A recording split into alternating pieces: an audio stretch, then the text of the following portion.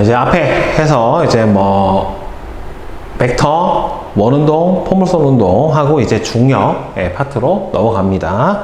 자, 이 단은 케플러 법칙과 중력 봅시다.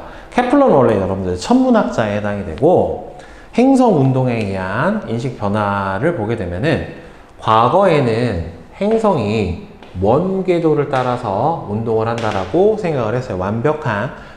원은 완벽한 도형에 해당이 되니까 원 운동을 한다라고 믿었지만은 케플러가 계속해서 관측을 통한 연구를 하면서 실제로는 타원 궤도를 따라 운동한다. 그러니까 타원이지만은 원에 가까운 타원이에요. 원에 매우 가까운 타원이에요. 물론 많이 이그러져 있는 경우도 있긴 하지만 실제로는 이심률이 아무리 커진다라고 하더라도 실제로 거의 원에 가까워요. 그래서 지구는 이심원 궤도의 중심 옆에 있고 모든 행성은 이심원 궤도를 따라 원운동을 할 거야. 얘는 천동설이죠. 그러니까 지구가 우주의 중심이다. 그 다음에는 코페르니쿠스가 지구를 포함한 모든 행성들은 태양을 중심으로 돌고 있어. 태양이 중심이야. 그리고 케플러가 결국에 지구와 행성은 다 타원 운동을 하고 있어 라고 되어 있죠. 여러분들 원은 실제로는 이 중심 원점이 하나잖아요. 중심점이 하나인데 타원 같은 경우에는 중심점이 두 개예요. 그러니까 어떻게 그리냐면 타원을 이게 초점이 두 개가 있거든요. 그래서 표면상의 두 점으로부터 거리의 합이 일정한 점들의 집합을 타원이라고 해요. 그러니까 여기서 줄을 하나 매달고 여기서 연필을 그어서 쭉 그어주면은 어디 있던 간에 이 두 거리의 합이 다 같게 나타나요. 그래서 원의 방정식은 뭐 보면은 x제곱 더하기 y제곱은 r제곱 형태로 이렇게 나타나게 되는데 타원의 방정식 같은 경우에는 여기서 보면은 장반경이라고 하는 게 존재를 해요. 그러니까 장반경이라고 하는 게 여기서부터 여기까지 긴 반지름을 장반경이라고 하고 여기서부터 여기까지를 단반경 B라고 얘기를 해줘서 원래 원의 방정식에서 각각 X축만큼 A배, 그 다음에는 Y축만큼 B배만큼 넓혀준 게 바로 타원이다라고 해서 이렇게 나타내준 게 타원의 방정식에 해당이 되고 저거 나중에 여러분들 수학에서 배우게 될 거예요. 자, 그래서 케플러의 법칙에 의해서 케플러의 제1법칙을 보게 되면은 타원 궤도의 법칙이라고 해요. 여러분들 이제 공통과학이나 지구과학을 한 학생들 같은 경우에는 원일점, 근일점이라고 하는 얘기를 알고 있죠. 이거는 통합과학에서도 했던 부분이기는 한데 그래서 타원 궤도의 법칙에 의해서 이렇게 극단적이진 않아요. 자, 모든 행성은 태양을 한 초점, 그러니까 태양의 초점이 원래는 이렇게 타원이니까 두 개 초점이 있는데 그 중에 하나의 초점에 태양이 있다라고 생각을 해보면 태양을 한 초점으로 하는 타원 궤도를 따라서 운동을 하게 됩니다. 그러니까 타원 궤도에 여기 센터에 있는 게 아니라 타원의 중심이 두 개가 있는데 그 중에 한 중심에 태양이 존재를 하게 돼요. 그러다 보니까 여러분들 뭐가 존재하냐면 이렇게 가까운 지점을 지나는 태양하고 가장 가까운 지점을 지나는 근일점이라고 하는 게 존재할 수가 있고 그 다음에 태양하고 가장 먼 곳을 지나는 원일점이라는 거를 지나게 될 수가 있어요. 여기 센터가 아니에요. 그래서 행성의 타원 궤도에서 태양으로부터 가장 가까운 지점을 근일점, 태양으로부터 가장 먼 지점을 원일점이다 라고 얘기를 해줍니다. 그리고 행성들의 공전 궤도는 실제로는 여기가 되게 짧아요.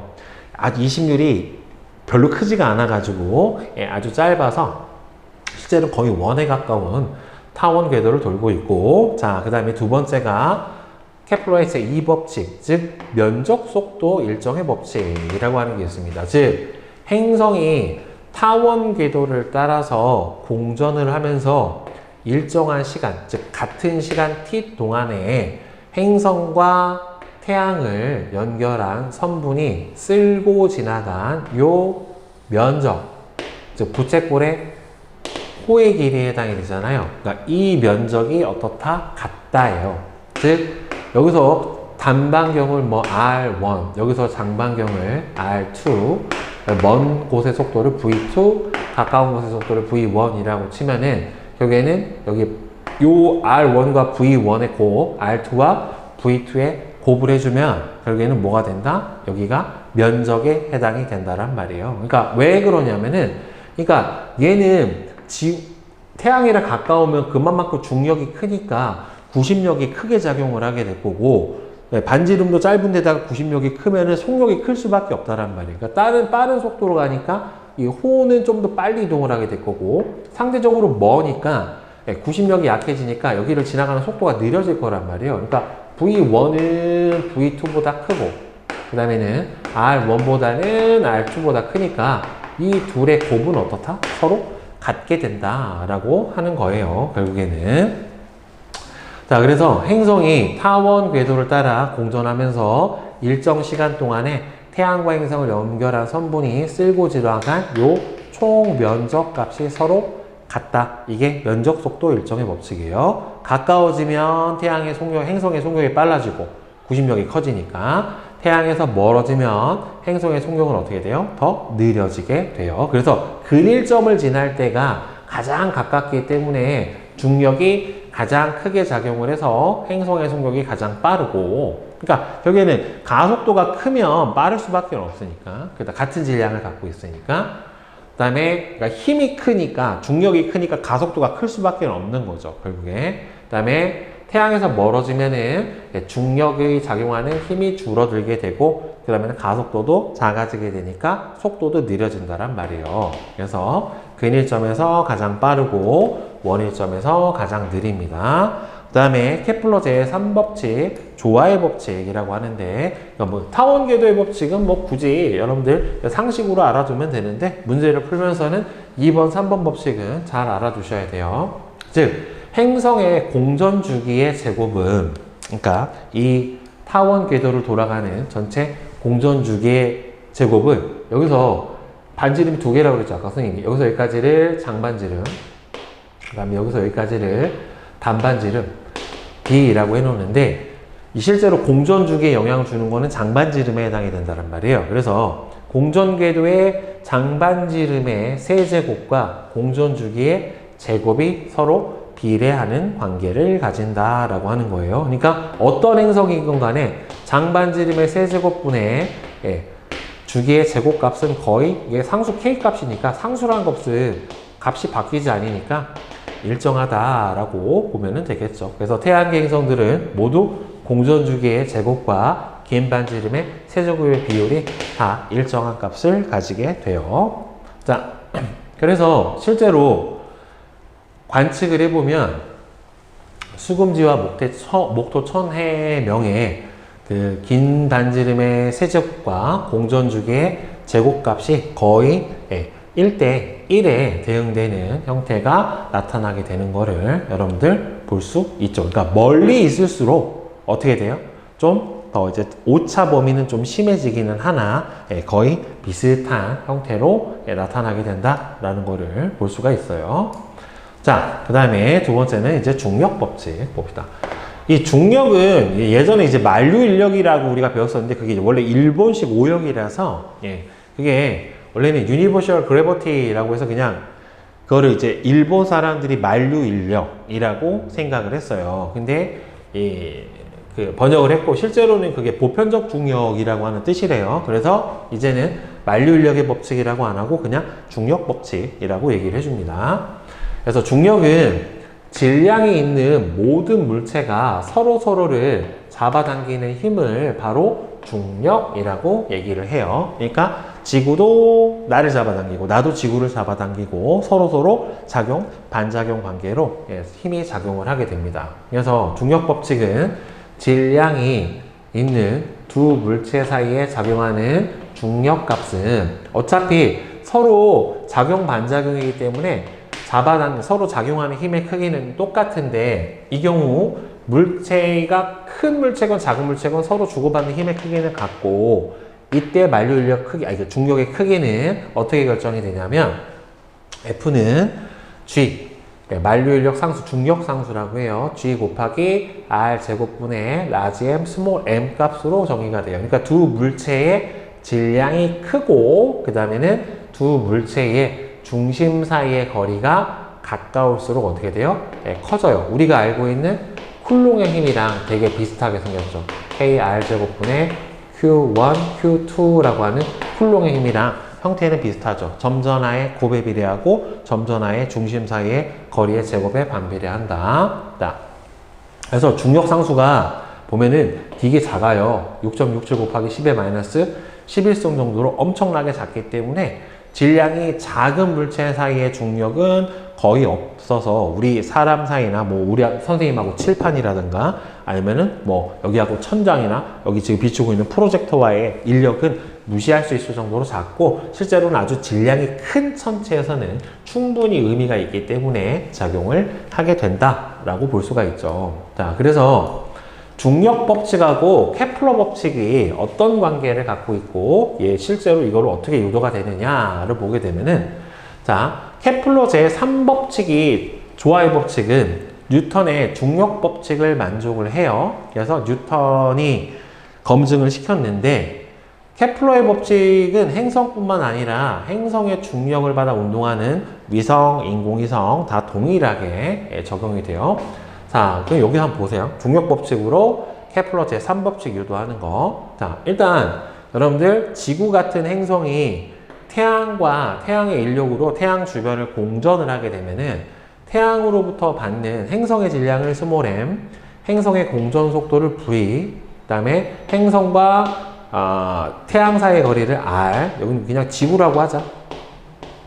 그 다음에 태양 질량을 라지 m 이렇게 놓으면은 이때 태양이 잡아당기는 중력의 크기는 m, r 제곱분의 라지 m 스몰 m이 될 거고 이 중력이 결국에는 지구를 태양 주변을 공전하게 하는 구심력으로 작용을 하게 할 거란 말이에요. 그럼 구심력은 그래서 r분의 mv 제곱으로 결정이 될 거란 말이에요. 그러면은 양변에서 뭐가 소거가 되는 m 소거가 되고 r 소거가 돼버리면 결국에 공전속도 v는 루트 뭐분의 r분의 gm 이렇게 정의를 해 줄 수가 있어요. 자, 그 다음에 공전 주기는 지구가 한 바퀴 공전하는 공전 주기를 t라고 놓게 되면은 그리고 원 궤도를 공전하고 있다라고 생각을 해보면 전체 돌아야 하는 원 궤도는 2파이 r에 해당이 되는 거고 그러면은 주기 t로 나눠줬을 때가 공전 속도 v에 해당이 된다란 말이에요. 자, 그러면 이 v랑 이 v랑 똑같으니까 결국에 v 양변을 제곱을 해주면 t 제곱분의 4 파이 제곱 r 제곱은 얼마가 돼요? v의 제곱에 해당이 되는 거니까 r분의 gm 이렇게 되겠죠? 그럼 t항하고 이 항하고 넘겨버리면 결국에 t 제곱은 어떻게 돼요? gm분의 4 파이 제곱 r 3승에 해당이 되니까 결국에 여기서 gm분의 4 파이 제곱은 뭐 하나 변하지 않는 값이죠.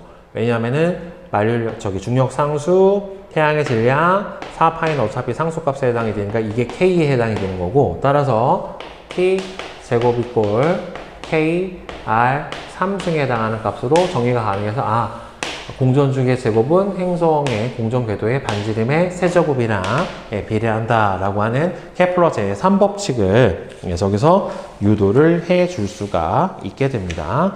자, 그러면 이제 지구와 물체 사이의 중력은 여러분들 지구와 물체 사이에 작용하게 되는 중력은 지구의 질량을 라지 m, 다음에는 지구 표면에 있는 물체의 질량을 스몰 m이라고 다 썼을 때 지구 반지름의 크기가 보통 6,400km인데 r 정도라고 놓게 되면은 이 지구 중심에서 지구 표면에 있는 물체에 작용하고 있는 중력의 크기는 바로 g r제곱분의 라지 m 스몰 m에 해당이 될 거고 그 다음에 우리가 이 물체가 지구로부터 받는 중력값은 보통 뭐라고 표현해요? m, g라고 표현하고 이게 중력 가속도잖아요. 그러니까 결국에는 뭐랑 같은 거야? mg랑 g r제곱 지구 반지름분의 라지 m 스몰 m이랑 같아요. 그러니까 얘가 소거가 돼버리니까 중력 가속도는 질량에 상관없이 일정한 값을 가지게 되는 거고 따라서 g는 r제곱분의 gm 이렇게 해서 구해준 값이 대략 9.8m/s 제곱이다 라고 하는 값을 가지게 되는 거죠. 그러면 여러분들 결국에 만약에 지구에서부터 꽤나 멀리 떨어져 있는 아주 지표면에 거의 붙어 있으면 상관이 없는데, 예를 들어서 H 정도의 높이에서 돌고 있는 인공위성이 받는 중력은 실제로는 어떻게 되냐면 작아져요. 그러니까 왜냐하면 H 값이 커지게 되면은 중심으로부터의 거리의 제곱에 반비례하기 때문에, 예를 들어서 뭐 거리가 2배만큼, 그러니까 지구 반지름만큼 떨어져 있는 요 거리에 있는 물체가 받는 중력은, 그럼 결국은 어떻게 되냐면 중력 가속도가 G는 결국에는 ER의 제곱분의 라지 G M 이렇게 형태가 되기 때문에 4R 제곱분의 G M, 그러니까 원래 중력 가속도의 4분의 1로 줄어버려서 거리가 멀면 멀수록 어떻게 된다? 중력 가속도의 크기는 점점 작아진다 라고 볼 수가 있어요. 자, 그래서 저런 이유 때문에 여러분들 그 지표면에서 멀어지면 중력이 약해지니까 대기가 희박해지는 이유도 실제로 일정 수준 이상 멀어지면은 중력 가속도가 작아지니까 받는 중력 자체도 작아지게 돼요. 자, 그러면 인공위성도 보면은 뉴턴이 사고 실험한 거는 통합과학에서 우리 알고 있다란 말이에요. 그러니까 결국에 앞으로 쏘면 중력을 받아가지고 얘가 낙하를 하게 되는데, 이렇게 낙하하고 이렇게 낙하하고, 그런데 어느 일정 속도 이상 쏘면은 결국에는 이 지표면의 곡률과 얘가 낙하하는 시간당 거리가 같아지게 되면은 어떻게 돼요? 떨어지지 않고 계속해서 뭐예요? 지구 주변을 계속 공전을 할 수 있을 거란 말이에요. 그래서 그 속도보다 크면 이제 밖으로 튕겨 나가게 되겠죠. 결국에는 이 속도보다 빠르면 어떻게 돼요? 원궤도로 돌고, 그다음에 요거보다 조금 더 크면은 타원 궤도로 걸고, 그다음에는 1보다 작으면 조금 더 작은 궤도를 그리다가 떨어지게 되는 거죠. 그래서 이거를 제1 우주 속도라고 해요. 그러니까 이 지구 주변에서 인공위성이 낙하하지 않고 계속 등속 운동을 할 수 있는 최소한의 속도를 제1 우주 속도라고 얘기를 해줍니다. 자, 그래서 인공위성을 보게 되면은 인공위성에 작용하는 힘. 인공위성은 지구로부터 거리가 R만큼 떨어져 있어요. 그러니까 지구 반지름에다가 더 높이 H만큼 떨어져 있는 요 높이에서 지구 주위를 공전을 하고 있다란 말이에요. 그러니까 인공위성과 행성 사이에 작용하는 중력, 그러니까 지구의 중력이 인공위성의 구심력으로 작용을 해주게 돼요. 그러니까 F는 저기 나온 것처럼 G, R제곱분의 M은 요거 구심력이 될 거고, 그럼 인공위성의 속력은 결국에는 양변에서 M이 소거가 되고 이게 소거가 돼 버리니까 V는 루트 R분의 G, M 이라고 하는 요 값이 결국엔 뭐가 돼요? 바로 제1 우주 속도에 해당이 돼요. 지구 주변을 등속도 운동을 할 수 있는, 그러니까 어떤 궤도에 올려놓을 거냐에 따라서 이 속도 값이 좀 다르게 나타나게 되겠죠. 반지름이 크면은 상대적으로 좀 느려도 될 거고, 반지름이 작으면 대신에 좀 더 빨라야 될 거고. 자, 그러면 인공위성의 주기는 결국에는 궤도를 돌 때 이 반지름에 해당하는 한 바퀴 2πr을 V의 속력으로 돌아가는 게 결국엔 주기니까, 결국에 따라서 V가 어떻게 돼요? 루트 R분의 GM에 해당이 되는 거니까, 결국에 여기서 T의 제곱분의 2πr은 저의 제곱이니까 R분의 G M에 해당이 되겠죠. 이렇게. 그래서 여기에 T 제곱은 G M분의 이거 제곱이지? 4. 파이 제곱, R 제곱. 양변 제곱해 준 거예요. 4 파이 제곱 R 3승 이런 상태가 되니까 케플러 법칙에 그대로 적용이 되는 거죠. 그래서 인공위성은 지상에서 보았을 때 정지한 것처럼 보이는 정지위성이랑 운동하는 것처럼 보이는 극궤도 위성이 있다라고 되어 있는데, 정지위성은 예를 들어서 우리나라에서 위성을 쏘면 이 위성이 딱 우리나라 상공에서 계속 같이 따라 도는 거예요. 즉, 정지위성은 그 쏜 우리나라 앞에서 위에서 그 우리나라의 위도랑 같은 원 운동을 하면서 계속 같은 속도로 지구랑 자전을 하고 있는 거죠. 그러니까 지구에 대한 상대 속도가 0이 되는 거예요. 그러니까 계속 우리나라 상공에 떠 있을 수가 있게 되는 거고, 극궤도 같은 경우에는 얘가 이렇게 가로로 도는 게 아니라 양쪽 극으로 돌아요. 이렇게 위아래로 하루에도 계속 여러 번 공전을 해요. 이렇게 위아래로. 그러면은 자전을 하면서 우리나라는 여기를 지날 때 한 번, 뒤편을 지날 때 한 번, 이렇게 되겠죠. 그러니까 이게 지구가 공전을 한다라고 하는 증거 중에 하나가 이 극궤도 위성의 서편 현상이라는 게 있거든요. 그러니까 지구가 서에서 동으로 가잖아요. 그럼 뭐 아까 봐봐, 이렇게 지나갔어. 그럼 서에서 동으로 갔어. 그럼 서에서 동으로 갔지. 그럼 우리가 봤었을 때는 얘가 아까 내 앞에 있었는데 이렇게 한 바퀴 돌아오는 동안 나는 돌았잖아요. 그러니까 어쪽으로 해서 서쪽으로 가 있는 거죠. 그렇죠. 그래서 이 극궤도 위성이 서편으로 돌아가는 현상, 서편으로 이동하는 현상이 바로 지구가 자전을 하고 있다라고 하는 하나의 또 증거로 사용이 될 수가 있어요. 그래서 인공위성 이렇게 두 개 있고, 인공위성의 속력이라든가 주기는 앞에서 나온 케플러의 법칙을 이용을 해서 T제곱, 그 다음에 R 3승이 서로 비례 관계가 나타나게 된다라고 하는 거를 여러분들 꼭 기억을 해 주시기 바랍니다. 네. 자, 이제 개념 확인 문제 한번 같이 봅시다. 자, 1번부터. 자, 케플러 법칙에 대한 설명으로 옳은 것과 옳지 않은 것은, 자, X, O, X에 해당이 돼요. 모든 행성들은 태양을 주위로 등속 원운동이 아니라 타원 궤도로 따라 운동을 하니까 틀렸고, 그 다음에 2번은 면적속도 일정의 법칙이고, 행성의 공전주기의 제곱은 공전궤도의 짧은 반지름이 아니라 장반지름, 긴 반지름의 세제곱의 비례를 하게 돼요. 자, 그 다음에 2번. 그림은 행성이 태양을 한 초점으로 하는 타원 궤도를 따라 공전하는 모습을 나타내는데, O는 행성 궤도의 중심이고 점 A부터 D는 타원 궤도상의 점인데, 행성의 속도가 VA, VB, VC, VD일 때 그러면은 가까울수록 빠르잖아요. 그럼 여기하고 여기는 거리가 같고 여기가 제일 멀게 해당이 되는 거니까, 제일 빠른 거는 VA에서 제일 빠르고, 그 다음에 VB하고 소문자구나.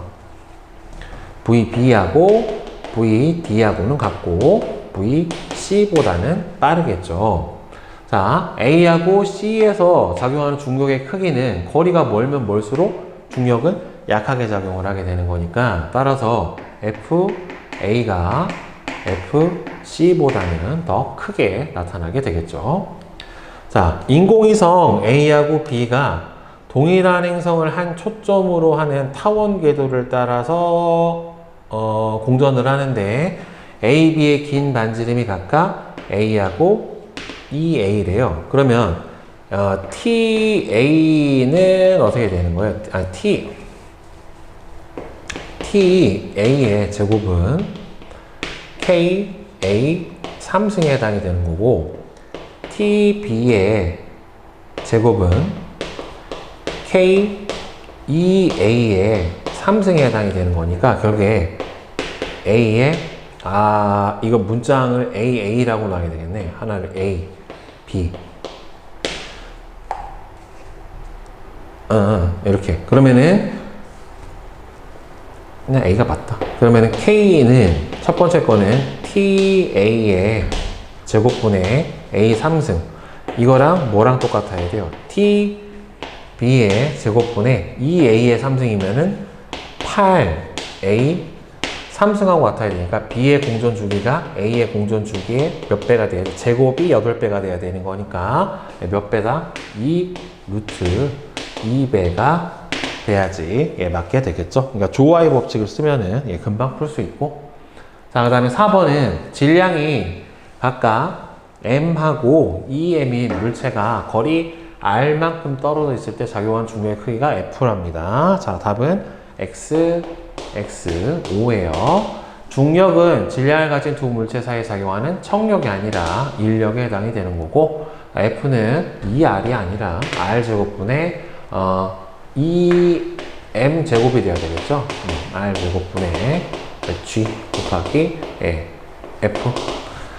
거리가 2배가 돼버리면은, 거리의 제곱에 반비례해서 중력이 줄어들게 되니까 4분의 1이 될 겁니다. 자, 그 다음에 5번. 그림 가하고 나는 질량이 같은 두 인공위성이 행성 A하고 B를 중심으로 궤도 반지름이 R인 등속 원운동을 하는 걸 나타낸다는데, 자, 공전 주기가 가에서가 나에서보다 더 작대요. 자, 둘 다 반지름이 R이고 얘도 R이잖아요. 그러니까 공전 주기가 가에서가 나에서보다 작다. 그러면은 속도가 VA라고 보고 VB라고 놓으면은 얘가 더 빠른 거에 해당이 되니까, 그러면 중력이 누가 더, 그러니까 구심력이 누가 더 크게 작용한 거냐면 R분의 mv 제곱이 구심력에 해당이 되는데, 결국에 그러면은 속력이 빠른 쪽이 중력이 더 큰 거니까 B가 잡아당기는 힘이 A가 잡아당기는 힘보다는 더 크니까, 따라서 행성의 질량은 A가 B보다 B가 A보다, 행성의 질량은 B가 A보다, 공전 주기는 가에서가, 읽기를 잘못 읽었네. 공전 주기가 가에서가 나에서보다 작다. 그러니까 공전 주기가 B가 TA보다 큰 거네. 그러면은 공전 속도는 VA가 VB보다 큰 거네요. 이놈이 진짜.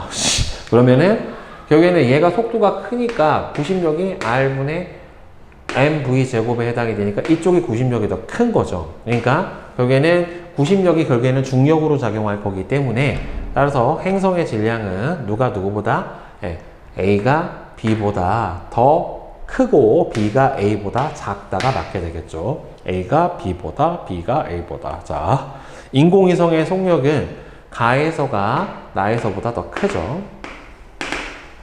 인공위성에 작용하는 중력값은 질량이 큰, 어차피 인공위성의 질량은 똑같으니까 행성의 질량이 얘가 MA가 MB보다 더 크잖아요. 그러니까 인공위성에 작용하는 중력은 가에서가 나에서보다 더 크다라고 대답을 해주는 게 맞겠죠. 그죠? 자, 이제 인공위성의 운동 분석해보는 완자 비법 특강 한번 봅시다. 자, 행성 주위를 등속 원운동하는 인공위성을 보게 되면은, 자, 뭐 행성을 지구라고 한번 가정을 해보면, 자, 지구의 질량을 라지 m이 되는 거고요. 그 다음에 행성 주위를 질량이 스몰 m인 인공위성이, 그 다음에는 행성의 중심으로부터 R만큼 떨어진, 자, 요 상태에서 원 궤도를 따라서 속력이 V인 등속 원운동을 한다. 이때 인공위성의 주기는 라지 T다라고 보면은, 이때 중력의 크기는 결국에는 행성이 인공위성에 작용하는 중력은 중력 상수 곱하기 궤도 R 제곱분의 라지 M 스몰 m이 돼요. 그러면 이 중력이 결국에는 뭘로 작용을 하는 거냐면은 이 인공위성이 행성, 즉 지구 주위를 도는 구심력으로 작용을 하기 때문에, 따라서 F는 MA에 의해서 이게 인공위성이 받는 바로 중력이 바로 구심력으로 작용을 하게 되는 거니까, 양변에서 질량이 소거가 돼서 구심 가속도는 뭐가 돼요? R 제곱분의 GM이라고 써줄 수가 있게 될 거예요. 그러니까 결국에는 인공위성의 질량하고 결국에는 뭐하고 구심 가속도하고는 상관이 없어요. 즉 행성의 질량이 크면 크고, 그 다음에는 행성으로부터의 반경, 즉 회전 반경이 작으면 작을수록 구심 가속도는 더 크다. 그러면은 이때 속력은 결국에는 똑같은 식을 사용을 해주는데, 구심력의 식을 R분의 mv 제곱으로 두게 되면은 양변에서 결국에는 중력이 얘가 구심력이 되는 거고, m이 소거가 돼 버리니까 R 제곱분의 G 라지 M, 이 중력이 결국엔 뭘로 작용하는 거예요? R분의 V 제곱이 될 거고, 여기서 소거가 돼 버리니까, 따라서 인공위성이 등속 원운동하는 속력 V는 R분의 G M이다 라고 써줄 수가 있겠죠. 따라서 얘도 마찬가지로 인공위성의 질량이 얼마인지는 상관이 없고, 지구의 질량 그리고 지구로부터의 거리가 얼마나 떨어져 있는가에 의해서 바로 제1 우주속도가 결정이 되는 거죠. 그리고 이제 주기는 결국에는 여기 구심력을 구하는 식이 3개인데 그 3개의 식을 어디다 쓰느냐예요. 결국에는 이 중력의 크기랑 얘가 받는 구심력의 크기랑 똑같은데 구심 가속도를 구하는 식이 뭐가 돼요? R 오메가 제곱으로 풀어주던가 아니면 R분의 V 제곱으로 풀어주던가 아니면은 T 제곱분의 4 파이 제곱 R로 풀어주던가 요 3가지에 해당이 된다란 말이에요. 그래서 이 중에서 요거를 사용을 해주는 거죠. 결국에는 얘가 구심 가속도니까 질량을 곱해주면 어차피 왼쪽 오른쪽에서 다 질량이 소거가 돼버려요. 그러면 얘는 R 제곱분의 G M은 T 제곱분의 4 파이 제곱 R에 해당이 되는 거니까 결국에는 왼쪽 오른쪽으로 넘겨버리면 T 제곱은 뭐가 돼요? G M분의 4 파이 제곱 R 3승 즉 케플러의 조화의 법칙에 의해서 주기의 제곱은 결국에는 반경의 세제곱하고 비례 관계가 형성이 된다 라고 하는 거를 여기서 밝혀줄 수가 있게 되겠죠. 물론 이게 루트를 씌워주면 이렇게 나타나겠지만 실제로는 루트 씌워서 계산하는 값보다는 저런 식으로 뭐가 주기의 제곱은 반경의 세제곱하고 비례한다 라고 하는 거를 볼 수가 있게 돼요. 자, 그럼 이 식을 전제로 해서 이제 인공위성의 원 궤도의 반지름이 2배가 되는 경우 질량은 똑같고 반지름이 2배가 돼버리면 결국에는 뭐가 줄어버려요? 중력 값이 줄어들게 되는 현상이 벌어지게 되겠죠. 즉 중력이 반지름이 2배가 돼버리면은 원래 값의 4분의 1로 줄어들게 된다는 말이에요. 그러면 당연히 원래 갖고 있던 가속도의 4분의 1 값으로 줄어들게 되는 거고 그러면 속력도 마찬가지로 아까 구해주는 속력이 제1 우주속도 식이 V는 뭐분의 R분의 G M으로 구해줬었는데 가속도는 얼마로 줄었어요? 4분의 1로 줄어들었고 그러면 속력은 어떻게 되냐면은 반경의 제곱근에 반비례하는 현상이 벌어지게 되는 거니까 얘가 2배가 돼버리면은 속력은 얼마가 되겠어요? 루트 2분의 1배만큼으로 줄어들게 되는 거고 주기값도 결국에는 어떻게 되냐면 T 제곱이 R 3승하고 비례 관계에 해당이 되는 건데 이 상태에서 얘가 몇 배가 됐어? R이 2배가 됐으니까 결국에는 얘는 어떻게 되냐면은 8의 R의 3승 형태가 돼버릴 거고 따라서 주기는 루트를 씌워줘 버리면 결국에는 얼마가 나와요? 2 루트 2의 R 3승에 해당이 되는 거니까 결국에는 2 루트 2배만큼으로 주기가 더 길어지게 돼요. 그러니까 질량은 상관이 없게 되는 거고 결국에는 뭐만 결정을 하게 되는 거다? 결국에는 반지름에 의해서 인공위성의 주기, 속력, 그다음에 구심 가속도가 결정이 된다라고 하는 거예요. 그러면 인공위성의 질량이 2배가 돼버린다라고 하더라도 아까 식에서 왼쪽 오른쪽에서 결국에는 다 모항이 사라져 버리기 때문에 질량항이 다 소거가 돼서 질량하고 연관이 없었잖아요. 그러니까 결국에는 인공위성의 질량이 얼마인지는 중요하지가 않다라고 하는 거예요. 앞으로 이제 문제를 풀 때 또는 행성과 행성 사이에서 공전을 보더라도 그 중심이 되는 지구와 같은 행성, 예를 들어서 태양하고 지구 사이에 공전 관계를 본다라고 하더라도 지구 질량이 얼마인지는 중요하지가 않고 이 공전 주기를 결정을 하는 거는 금성하고 지구하고 비교를 해보면 금성이 가깝고 지구가 멀잖아요. 그렇죠? 그러니까 지구의 질량이 금성보다 크다라고 해서 주기가 영향을 받는 거는 아니고 결국에는 뭐에 의해서만 태양에서부터 금성까지 거리, 태양에서 지구까지 거리, 이 거리에 의해서만 바로 주기가 영향을 받는다라고 하는 거를 볼 수가 있겠죠. 그러면 세 번째도 마찬가지로 인공위성의 질량도 2배, 원궤도 반지름도 2배가 되면은 질량은 결국에는 영향이 없고 이 원궤도 반지름이 2배가 돼버렸기 때문에 가속도의 크기는 4분의 1에 해당이 되는 거죠. 그러니까 앞에서 나온 식을 정리를 해주면 인공위성의 원운동에서 이 구심 가속도의 크기는 결국에는 얼마가 돼요? R 제곱분의 1배에 의해서 결정이 되는 거고 속력 같은 경우에는 얼마로 결정이 돼요? 루트 R분의 1에 의해서 결정이 되는 거고, 그 다음에 주기 같은 경우에는 어떻게 결정이 되겠어요?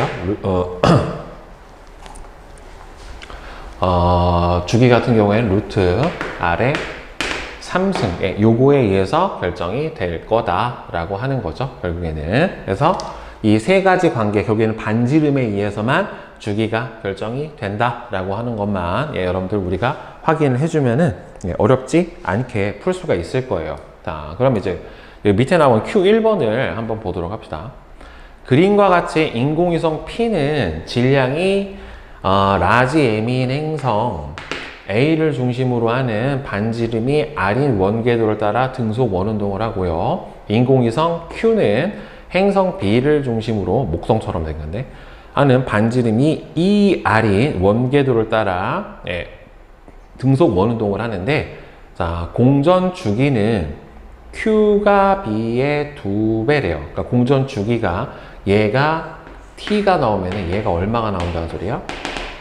이 T가 나온다라는 소리인데, 아까 공전 주기 결정을 해줄 때 여러분들 공전 주기 T는 루트 여기에는 G M분의 4 파이 제곱에 얼마가 되는 거예요? R 3승에 의해서 여기에는 주기가 결정이 되는데, 주기가 2배래. 그럼 요거 질량을 M이라고 치고요. 요 B의 질량을 M, B라고 생각을 해보면, 그러니까 왼쪽 것 주기 T는 요 식으로 정의가 되는 거고, 두 번째 식 같은 경우에는 루트 G M분의 4 파이 제곱에 얘가 2배가 되는 거니까 얘가 얼마가 나와요?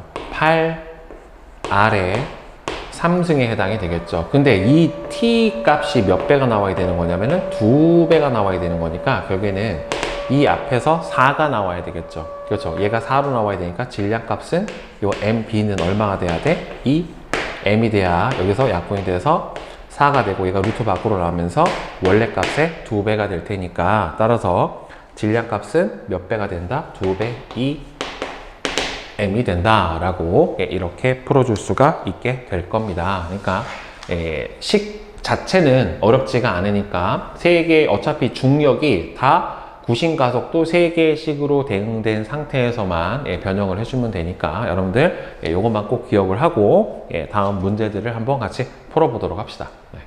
자, 이제 대표 자료 분석 문제, 행성의 운동하고 케플러 법칙 한번 봅시다.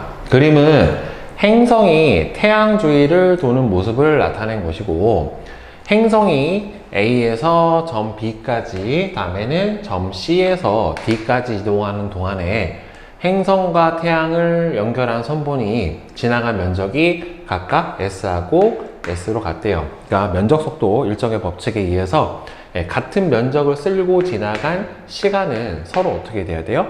같아야 된다는 말이에요. 대신에 여기 호의 길이는 쓸고 지나간 호의 길이 자체는 같은 시간 동안에 얘가 더 크니까 이때를 V1, 이때를 V2, 여기를 R1, 여기를 R2라고 놓게 되면은 결국에는 V1은 V2보다는 빠르고 면적은 같기 때문에 V1, R1하고 V2, R2하고 서로 같다. 이렇게 볼 수가 있어요. 자, 그러면 케플러 제2법칙, 면적 속도 일정의 법칙에 따라서 일정 시간 동안 태양과 행성을 연결한 선분이 만든 뭐예요? 태양 면적은 서로 같아요. 면적은 쓸고 지나간 면적은 같고, 따라서 행성이 A에서 B까지 이동하는 데 걸리는 시간이 T일 때 C에서 D까지 이동하는 데 걸리는 시간도 T로 동일합니다. 만약에 2번에서 보면은 행성이 C에서 어떤 점까지 이동하는 동안 행성과 태양을 연결한 선분이 지나간 면적이 여기서부터 여기까지가 ES로 이제 2배만큼으로 늘어났다라고 하면은 A에서 B까지 이동하는 데 걸리는 시간의 몇 배? 똑같이 2배예요. 면적이 2배가 돼버리면은 걸리는 시간도 동일하게 몇 배가 돼야 되냐면은 2배가 돼야 될 거예요. 자, 다음에 3번. 위 행성의 공전 주기가 T이고 타원 궤도의 긴 반지름이 A라고 했었을 때 공전 주기가 8t인 행성의 긴 반지름은 얼마냐? 그럼 결국에는 조화의 법칙에 의해서 a 3승일 때 주기가 t 제곱, 원래는 t 제곱이랑 a 3승 장반지름의 세제곱에 비례하니까 이 비율은 일정해야 돼요. 그러면 얘가 주기가 8t가 됐죠. 그럼 8t일 때는 얘가 얼마가 되겠는가 라고 나왔죠. 그럼 얘를 r이라고 생각을 한번 해봅시다. 자, 그러면은 얘가 지워져 버리면은 t 이렇게 나타나게 될 거고, 네, 이렇게 나타나게 될 거고, t 뭐야? t 제곱이구나. 8t면은 주기 공전 주기가 8t. 아이씨, 쏘리. 자, 그러면 얘가 t 제곱이 되고 얘가 64 t 제곱이 되니까 이렇게 된단 말이에요. 따라서 64 r 3승 64 a 3승이 r에 해당이 되는 거니까 a 3승이 여기 r 3승이죠. r 3승에 해당이 되는 거니까 여기다가 세제곱근을 빼줘 버리면은 얼마가 나오니? 저기서 64는 4, 40, 4 a 이렇게 나타나줘야지 맞게 되겠죠. 따라서 장반지름 r은 4a다. 자, 그러면 4번 봅시다. 행성의 속력은 a부터 d 중에서 a에서 가장 크다. 그러니까 행성의 속력은 결국에는 중력에 의해서 결정이 되는데, 이 중력은 결국에는 f가 상수 곱하기 행성과 그 다음에는 중심 태양까지의 거리 r제곱분의 라지 m 스몰 m이니까 어차피 두 값은 동일하고 중심사의 거리가 짧으면 짧을수록 중력이 크니까 가장 거리가 짧은 A에서 중력이 가장 크고, 그러면은 결국에는 구심 가속도도 제일 크니까 속력이 가장 빠르겠죠. 행성에 작용하는 중력의 크기도 어디서 제일 커요? A에서 가장 커야 되니까 틀렸고, 태양의 위치는 타원 궤도 중에 두 초점 중에 하나에 해당이 되는 게 맞고요. 케플러의 법칙은 행성 주위를 돌고 있는 위성에도 똑같이 적용이 됩니다. 그러니까 태양 주위를 돌고 있는 행성에도 적용이 되고, 행성 주위를 돌고 있는 위성에도 동일하게 적용이 돼요. 그 다음에 케플러는 뉴턴의 중력 법칙으로 자신의 주장한 행성의 운동에 대한 법칙을 증명을 하였다. 야, 이 문제 너무 쓰레기다. 자, 케플러가 뉴턴의 중력 법칙으로 증명을 한 게 아니라 뉴턴이 자신의 중력 법칙으로 케플러의 법칙을 증명을 한 거예요. 그러니까 얘가 바뀌어야 돼요. 그냥 나락가라고 틀린 거구만. 자, 저기 나락가라고 낸 문제구만. 그냥 아무 생각 없이 풀어서. 자, 그 다음에 대표자료 분석 2번 한번 봅시다. 그림과 같이 질량이 같은 인공위성 A하고 B가 반지름이 각각 R하고 2R인 원궤도를 따라 행성 주위를 등속 원운동을 하고 있대요. 행성 주위를 도는 인공위성의 속력에 영향을 주는 요인. 그러면은 행성 주위를 도는 인공위성의 속력은 아까도 얘기했지만 F는 G R 제곱분의 라지 M 스몰 m, 이 값이 결국에는 구심력 R분의 M V 제곱으로 결정이 되는 거니까 여기서 질량항은 소거가 돼 버릴 거고, 여기서 얘도 소거가 돼 버리니까 결국에는 V는 얼마가 됐었어요? R분의 라지 G M. 즉 인공위성의 질량은 전혀 영향을 주지를 못하고 결국에는 궤도 반지름하고 중심 행성의 질량만 영향을 줍니다. 그러니까 행성의 질량, 그 다음에는 두 번째로는 행성 중심에서 인공위성까지의 거리에 해당이 되겠죠. 자, 그러면은 결국에는 요 내용에 의해서 V가 R분의 루트 GM에 해당이 되는 거니까 속력은 반지름이 작을수록 빨라야 되는 거니까 누가 더 빨라요? A가 더 빠르게 나타나게 될 거고, 그 다음에 공전 주기를 결정을 해줄 때는 여러분들 아까 어떻게 했었냐면 똑같죠? F가 G R 제곱분의 라지 M 스몰 m인데 이 값이 T 제곱분의 4 파이 제곱 R로 결정이 된다는 말이에요. 그러니까 결국에는 T 제곱은 R 3승에 비례를 하게 되니까 결국엔 공전 주기는 반지름이 큰 게 더 길 수밖에 없어요. 그러니까 B가 더 크고, 중력의 크기는, 중력 자체의 크기는 결국에는 작용을 하는 거는 두 개가, 둘 중에 거리가 짧은 게 더 크게 작용을 할 수밖에 없으니까 A가 더 크고, 다음에 구심 가속도의 크기도 어떻게 됩니까? 구심 가속도도 결국에는 거리가 짧은 게 더 클 수밖에 없는 거니까 누가 더 크게 작용을 해요? 예, A가 더 크게 작용을 한다 라고 봐야 되겠죠. 그러면은 A와 B의 속력의 B는 결국에는 속력은 이렇게 정의가 되는 거니까, 속력은 이 값은 동일하잖아요. 결국에는 반지름의 제곱근의 반비례에 해당이 되는 거니까 VA 대 VB는 얼마가 되는 거예요? 루트